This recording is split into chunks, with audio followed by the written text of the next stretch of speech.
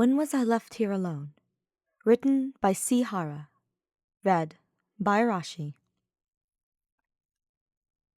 He is alone. It is a large room. It looks like the dance hall in Oma's mansion. It is majestic and has large windows that illuminate the room with moonlight.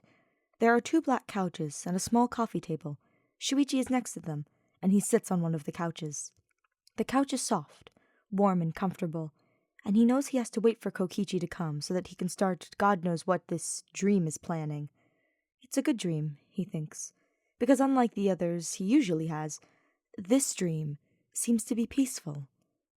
But Kokichi never came. Shuichi waits for what seems like hours. He stares at the moon and sighs 30 times before his heart begins to race, as if a very strong wave of adrenaline rips through his chest. Kokichi isn't coming. And Shuichi cries, horrified. Where is my beloved? No one answers, and he is afraid. He is scared. His uncle always said he was born a bit of a coward, and for that one never had a cure. Where is Kokichi to annoy him now? Shuichi wants him back, even if it is only to cheat at the chess match. He waits another 10 minutes. No one comes. Shuichi shouts. His trembling hands go towards his hair, and he pulls them hard and brutally. With fear. He hates being violent, and hates being afraid even more. He screams until his throat begins to hurt, but no sound comes out. Shuichi is mute, and he chokes on the air that floods his lungs every time he tries to breathe.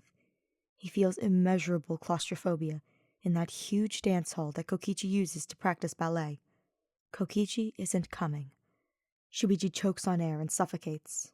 Desperate. He is so frightened that he is sobbing, trembling, completely horrified. His heart is beating so hard that he is sure he is going to die of a heart attack. When was I left here alone? And then Shuichi forces himself to open his eyes. The only thing he sees is the dark ceiling of the double bedroom and the white dots in his vision from waking up so suddenly. The only sound in that silent room is his ragged and desperate breathing. Shumai? Is everything all right? This voice was all Shuichi needed to hear. His breathing steadies, and he takes a deep breath. There are tears on his cheeks, and his heart beats very hard in his chest. At what moment did I become so desperate? Shuichi tries to answer, but his voice doesn't come out. It's just like the dream when he couldn't scream no matter how hard he tried. He takes another deep breath and calls out shakily and frailly, Kokichi. And who else would it be, silly? Oma's voice is excited and teasing, as if it were not dawn, and he had not been awakened by Shuichi.